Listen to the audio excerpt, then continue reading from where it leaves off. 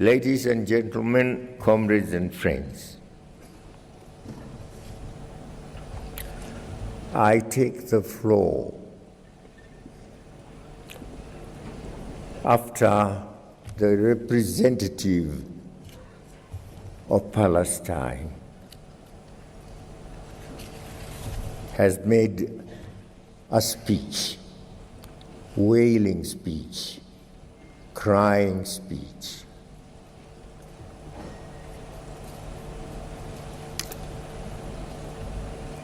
A repeat of what has happened before. It happened last year, it happened the year before, it happened in 1963.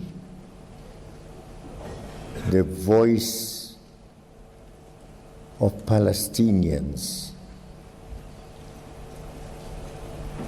being expressed here, the cry of the Palestinians reaching our ears here.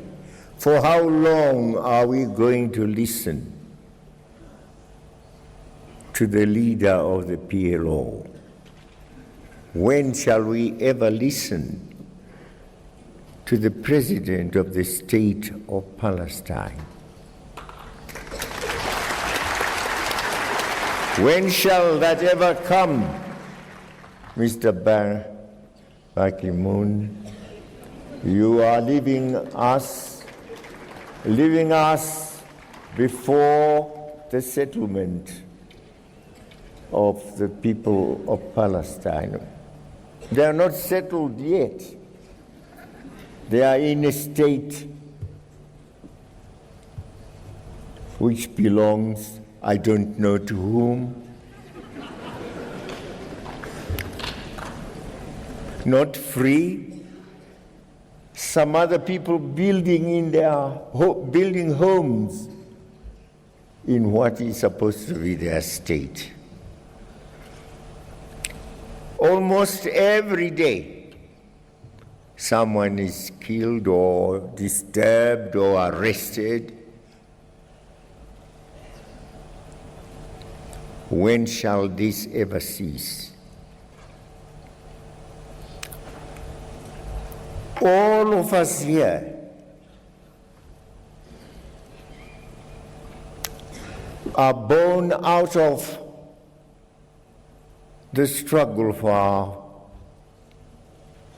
elders. We were all, once upon a time, in colonies, all of us. I was just trying to turn over in my mind who of you, of us, came straight from an independent state to Addis Ababa. None. We were once, if not slaves, but servants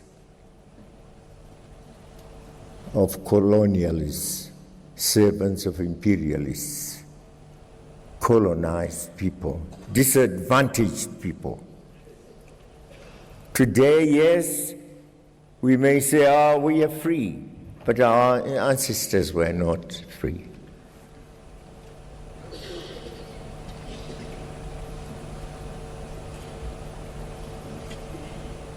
They are blacks across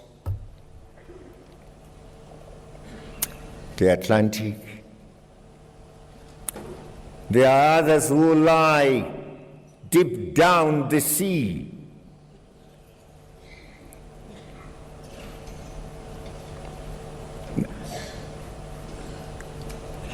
Skeletons have vanished.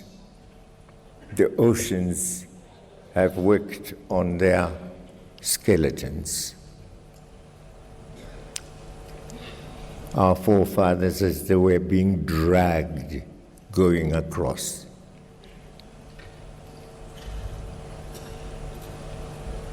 And across to a country where they labored toiled, and died for. They are no better. There is Obama today, yes. What is he? What is he? A voice is made to speak their language, to act their act. And not our act, but their act. They are still superiors. The blacks go to Harlem. When you're in New York, you'll shed tears. Today, there is no education for all, no health for all. Blacks in the streets.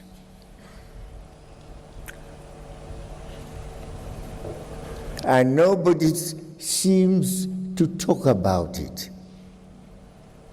But they instead still want to talk about us.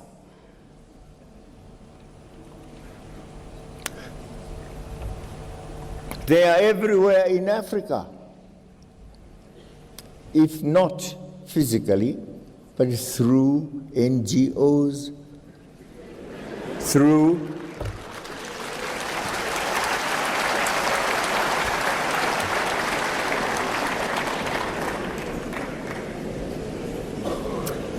spies,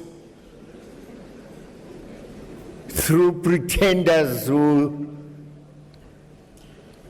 come to us and say they are here in Africa to assist us. Even in groups, armed groups on some of our territories.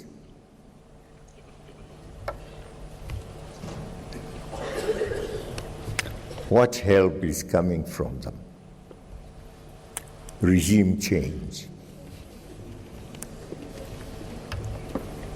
We are supposed to be free and independent, Mr. Ban Ki-moon. Supposed to be free, the 54 countries.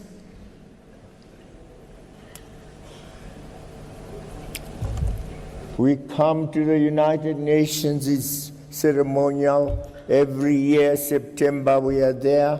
We pay lots of money to go there. And to the General Assembly, we make speeches, we go back home, year in, year out. But the bosses in the Security Council say, you shall never have the powers that we have as permanent members. And we have asked and asked and asked, and asked and asked, reform the Security Council.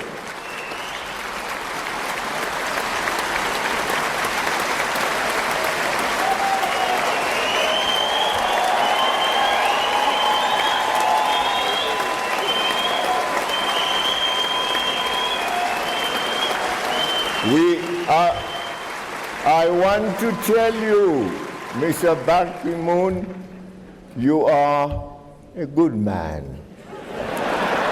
You are a good man. But of course, we can't make you a fighter. That's not what your mission was. We will fight a fight for our own identity, for our own integrity and personality as Africans. We are Africans.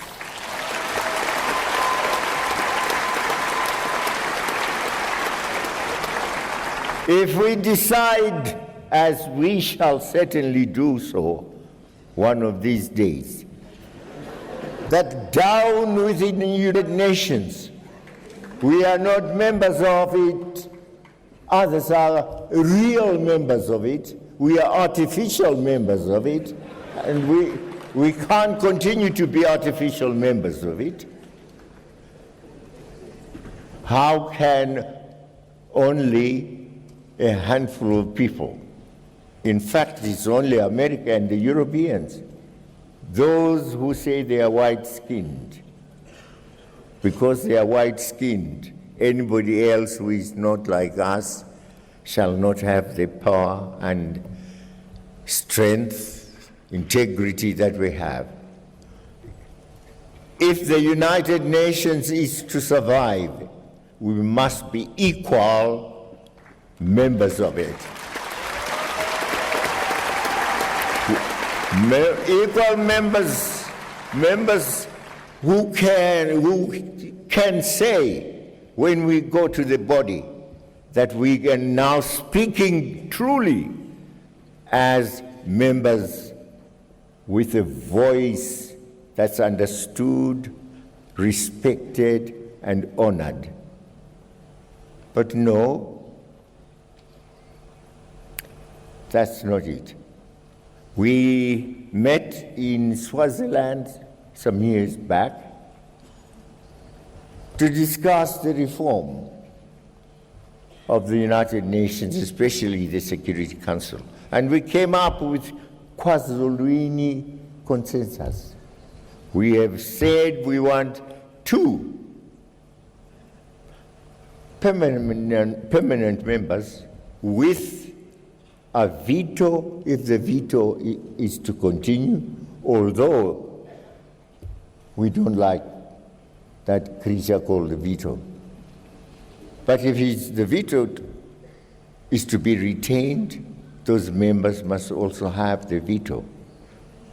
If the veto is to be abolished, fine.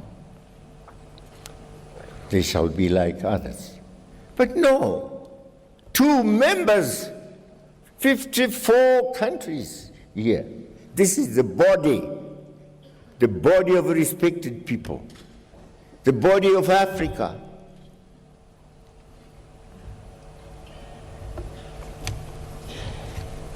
So I wonder whether you have told them that we also are humans.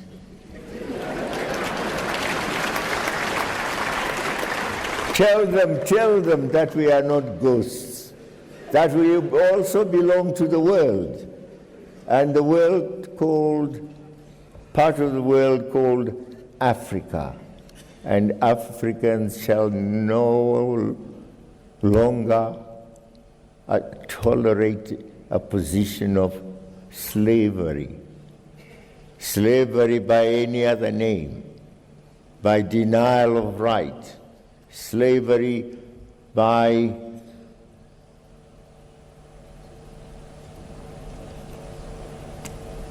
being treated in a manner we regard as not equal to the manner in which they treat themselves.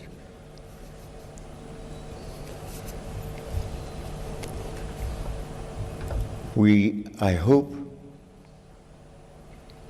you will hear from us on this issue of the reform of the United Nations. But you have done a good job for us. You have visited our countries, you have wept with us where disease has visited us, whether it was Ebola or some other, where calamities have occurred, where fights have taken place, where terrorism also has affected us. We thank you for that concern as a human being. And so that distinguishes you from others. Of course, you don't come from those countries. We know where you come from. Your Excellencies, it is my honor and privilege to express profound gratitude to the government and people of Ethiopia for the traditional warm reception extended to us since our arrival in Addis Ababa. We are very grateful for the excellent facilities placed at our disposal, which should no doubt inspire us to a successful 26th ordinary session of the Assembly of the African Union. Your Excellencies, in line with our aspiration to silence the guns by 2020, matters of peace and security were high on our agenda in 2015. Despite new and recurring challenges, our continent witnessed some notable successes, and overall there was political stability. Notwithstanding the spirited attempts to derail transitional processes by negative elements in Burkina Faso and the Central African Republic, the people of these two brotherly countries remained resolute and committed to constitutionalism. To them we say congratulations and well done. May I also congratulate several AU member states which in 2015 successfully held parliamentary and presidential elections. Once again, we have amply demonstrated that Africa has come of age and that democracy is alive on our continent. The ongoing conflicts in South Sudan, Libya, Burundi, Democratic Republic of the Congo, Somalia, and others remain a source of concern for our organization. Even there, we have of late witnessed some glimpses of hope for peace which deserve our support. While we need to redouble our efforts in search of peace, peaceful solutions to these conflict situations, we at the same time urge our brothers and sisters in the affected member states to put the interests of their countries above all other considerations and give peace a chance. Terrorism has become a major scourge and challenge in many parts of Africa, thus negatively affecting the peace and safety of our people. This evil phenomenon threatens to reverse the gains made in the integration and development of our continent. The challenge for us all is to combine our efforts to fight and defeat terrorism in all its manifestations. Your Excellencies, the creation of the African Peace and Security Architecture amply demonstrated Africa's determination and commitment to ridding the continent of conflict and instability. Central to the AU security architecture is the African Standby Force and its rapid deployment capability. The success of Amani Africa 2 field exercises which were held in South Africa in October-November 2015 means that we now can deploy the Africa Standby Force as a tool for conflict prevention. This should be no doubt a big step towards the goal of silencing the guns by 2020. Your Excellencies, the Agenda 2063 and the first 10-year plan marked this giant step towards the Africa we want. But the Agenda 2063 is only a first step. Much more remains to be done for our vision to become a reality. We therefore need to collectively work with a sense of urgency to finalize the funding, follow-up, and monitoring mechanisms so as to enhance the successful implementation of our plan. In this regard, we look forward to the consideration by this Assembly of the Progress Report on the implementation of Agenda 2063 and, in particular, the Africa Resource Mobilization Strategy, which has been developed by the Commission. Your Excellencies, in all our endeavors to implement this important roadmap, we should never lose sight of the fact that the Agenda 2063 is a people's agenda. It is owned by and belongs to the people of Africa.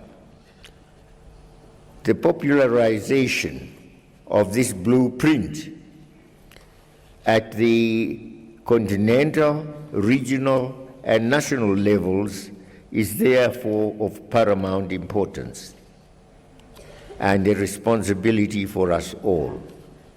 Equally important is the task of domesticating the plan, ensuring that its synergization and synchronization with our national and regional plans takes place. I am happy to note that many of our countries, working together with the Commission, have already taken significant steps in this regard.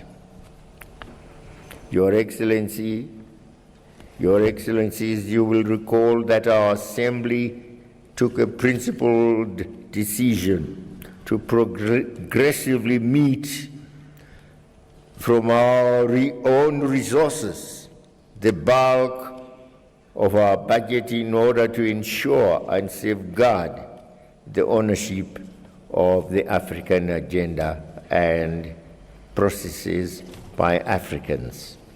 To this end, we decided that by the end of the next 5 years, beginning in 2016, we must meet 100% of our operations budget, 75% of our programs budget, and 25% of the peace and security budget.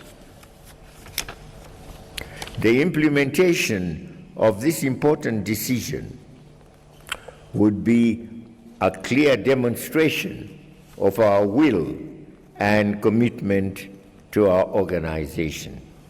The African Union, of our organization, the African Union, and will enable Africa to occupy its rightful place in the community of nations. While we acknowledge and are indeed grateful for this assistance received from our partners, this must only complement our efforts, our own efforts. It is therefore imperative that we prioritize and pay our member state subscriptions timeously. Your Excellencies, in these past months, we have witnessed the plummeting of the prices of primary commodities and the concomitant slowdown in the growth and development of our economies. This has negatively impacted on our capacity to eradicate poverty, create employment, particularly for our youths, as well as improving the livelihoods of our peoples. We therefore must not spare any effort to push for the industrialization of our countries and regions, with value addition and beneficiation at the core. The implementation of the African industrialization strategy should be prioritized. Your Excellencies, the past year has also witnessed enhanced cooperation between Africa and its strategic partners. In this regard, the third Africa-India Summit and the Forum on China-Africa Cooperation, FOCAC, were successfully convened in India and South Africa, respectively. These partnerships fora serve as important platforms to advance our development agenda and to further strengthen our international strategic partnerships with a view to ensuring mutual benefit and win-win cooperation. Your Excellencies, climate change has become a real threat to our very existence. There are justified worries over the humanitarian impacts of the strongest El Nino on record, which is increasing the threat of hunger and disease in several parts of our continent. Drought and flood conditions threaten the livelihoods of around 30 million people. It is in this context that we welcome the comprehensive climate agreement that was reached in Paris, France. Although Africa did not get everything it wanted, we need to commend the Africa Group and the G20, the G77 and China for very ably representing us throughout the conference under very difficult circumstances. The inclusion in the agreement of the principle of common but differentiated responsibilities and respective capabilities is a positive outcome. Your Excellencies, to improve the way we conduct our business in the African Union, beginning last June, we resolved to begin our summits, as we have done today, in closed session, with an agenda limited to strategic issues of integration, peace and security, governance, and the financing of our union. This should allow us to deal with issues in a more focused and robust manner. We also strongly believe that a well-resourced, appropriately trained and highly motivated commission will help us deliver better and faster. We need to have a commission that is lean, effective, and efficient. As we proceed with the restructuring, we must uphold the cardinal principle of equitable geographical distribution of the Commission posts without compromising, of course, on quality. This ensures that the Union belongs to all of us.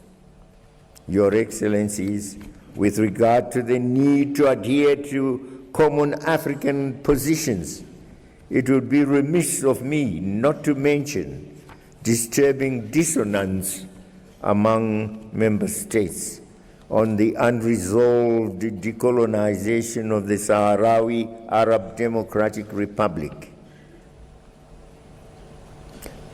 Under no circumstances should the unjustifiable colonization of a legitimate and full member of the Union be condoned. Allowing history to be rewritten in order to justify the blatant occupation and colonization of a sister country goes contrary to the decolonization ethos of our founding fathers. Our saying, we are 14, deriving from colonies, but of course we still have Sahrawi. Sahrawi is a debt we owe to the people of Sahrawi. When shall we pay that debt? When shall we decide that the people of Sahrawi become independent? Our charter says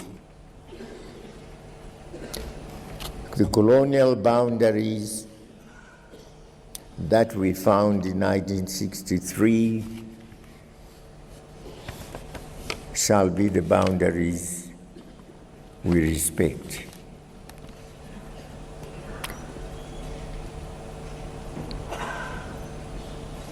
We are all free. Let the people of Sahrawi also be free. With regard to the need to adhere, allowing history to be rewritten in order to justify the blatant occupation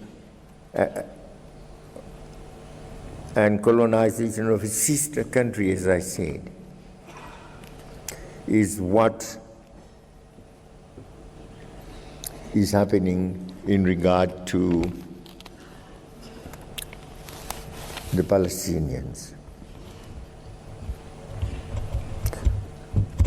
And we should also call upon our cooperating partners, especially those with whom we have standing partnerships, to respect our AU, African Union position on Sahrawi Republic within the context of our partnership frameworks.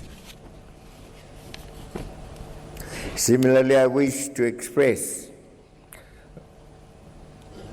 my disquiet over the developments leading to the EU summit on migration that was held in Valletta, Malta. Allow me to recall that we had reached an understanding with our friends in Europe. I stammer to say friends, but nevertheless I managed to pronounce the words. Friends in Europe, that we would have a summit to address the issue of migration, which is of common concern to all of us. Alas, at the last minute, we had only a few of us from Africa would be invited. While I fully appreciate that we are affected differently by migration, there is need for a collective approach for the common good of all of us. Let the common interests of Africa unite us, please. Unite us on this and other global issues as well. For, as that song by that group of singers rang, "United we stand, divided we fall." So on this one we were divided. Let's not be divided. The principles of unity, solidarity, and freedom bequeathed to us by our forebears from the bedrock of organization,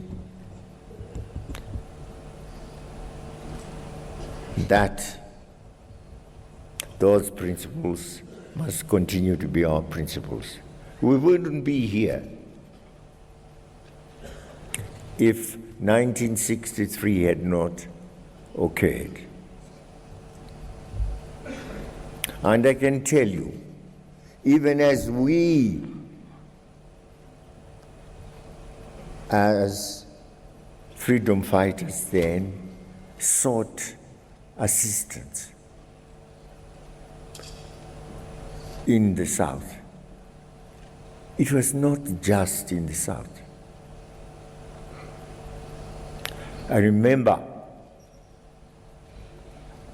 about 1978-79, moving to Guinea-Conakry, to Senegal,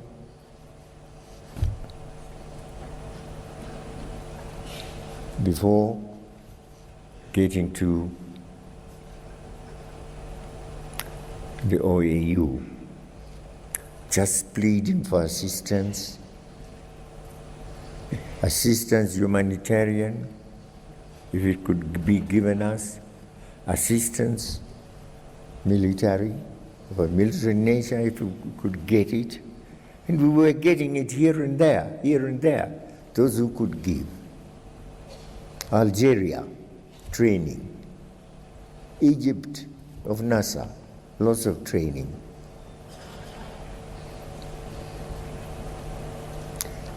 And as 1963, the inaugural conference took place, the leaders came from all these countries. Ben Bella had won his struggle, the Algerian struggle of France. France had, after all the other Francophone countries had got their independence, Algeria was denied that independence by de Gaulle. Why? Because Algeria, he said, is part of France. Algeria, part of France. Algeria, part of France. Mediterranean Sea, yes, he said, Algeria cannot choose as others chose to say yes or no. No choice was given it because it was regarded as part of France. That's why the Algerians took to arms. And that's why Ben Bella could come. And we sang glory to him. And of course, he regarded that the independence of Algeria was not complete until the independence of all the other countries, including South Africa, was also acquired, until those other countries were also free. And Ben Bella, we still remember what he said. He put aside his speech. He said, "Let us die a little for South Africa.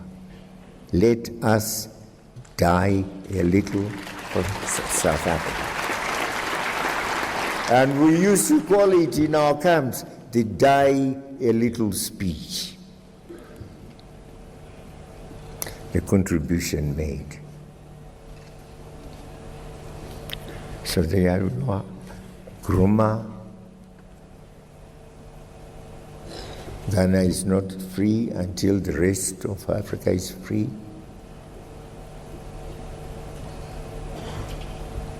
That spirit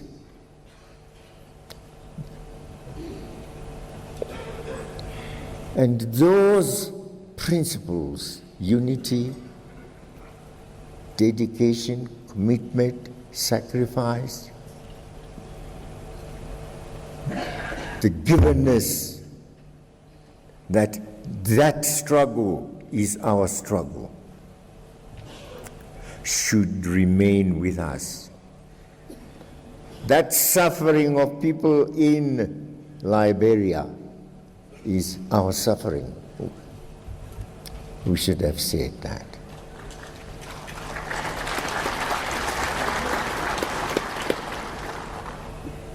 The people dying because of Boko Haram in Nigeria are our people as well. And I tell you, we knew Nigeria as we knew our palms, because we used to go there. We used to have lots of cadres trained there in Kano. We used to go to Kaduna, lots of other places. And Nigeria gave, in 1978, I think, 78, yes, when they had not been paying their subscriptions because there was a difference in the OAU on the issue of Biafra, so they had decided not to pay subscriptions to the OAU. But then, when they decided to pay the subscription was now £7 million or dollars. But when they paid it back, they said it should not go just into the coffers of the OAU. It must be used for purposes of training, military training of Zimbabwean cadres. So,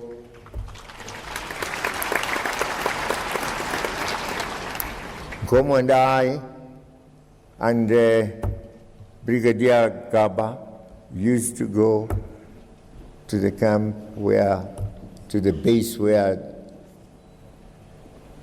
this group of our cadres was being trained.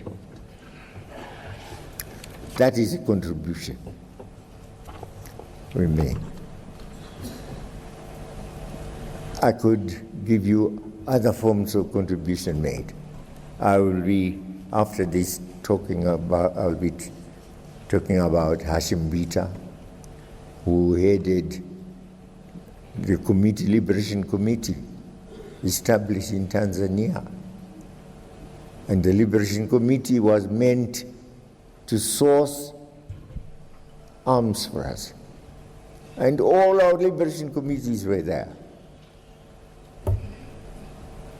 From Guinea-Bissau and Cape Verde, Cabral.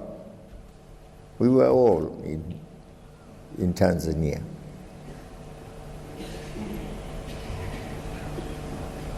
So there it is. Africa, wanting the Africans who were still under the burden of colonialism to be free. And that is why I have great respect for all of us.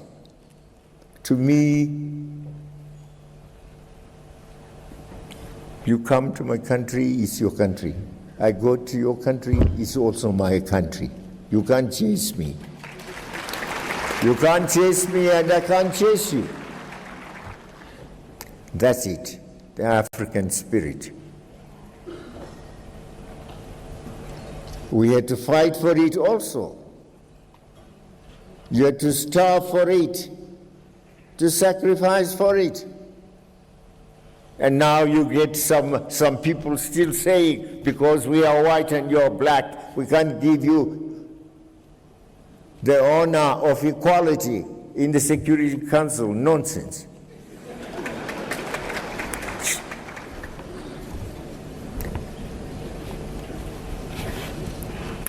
That should stop.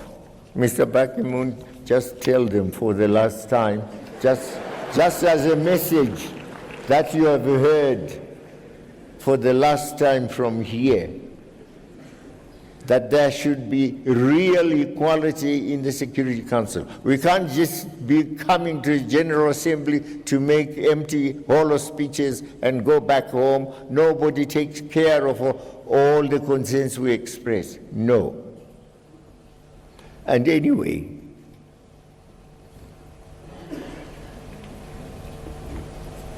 the headquarters is actually of the United Nations is misplaced.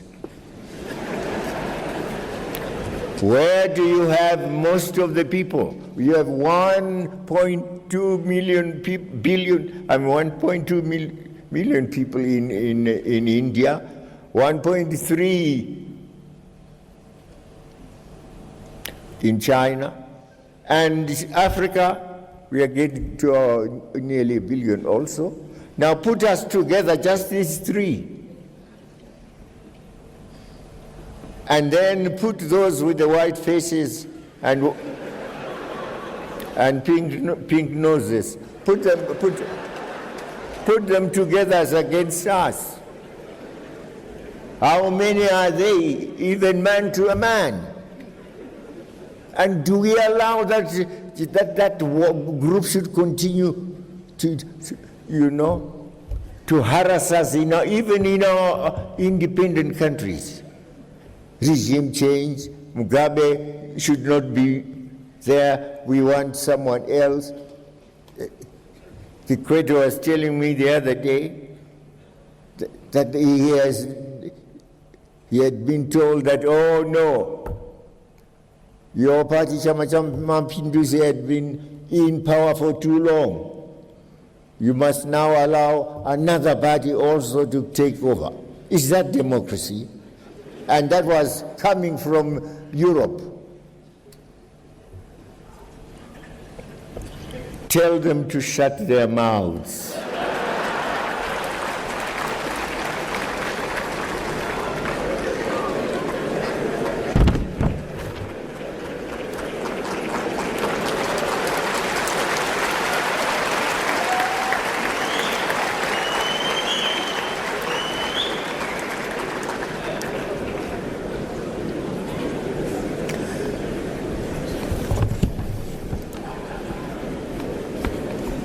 Ladies and gentlemen, comrades and friends, I am about to hand over the collective stewardship of this august body. I would like to take this opportunity to express my sincere gratitude to you, my colleagues, for the support you so generously rendered me and my country during our chairmanship of this continental body. I thank you immensely. I was very happy. I visited a number of countries, sometimes just to attend inauguration ceremonies, sometimes also to be present as I was in Mali at a signing ceremony, and where I was asked to come, as in Tanzania at the youth conference there, and in several others. I did travel quite a lot, and I enjoyed it very much to be with the people and to be with the young people. And our message, of course, is always that today is our day. Tomorrow, you, the young people, is your day also. And we, the fathers of today, we, the mothers of today, we men are also with you women. together we must work for our children and groom them up. See they are healthy, see they are educated, see they have skills, and see they are ideologized. They know the history of their country. They are proud to be Africans.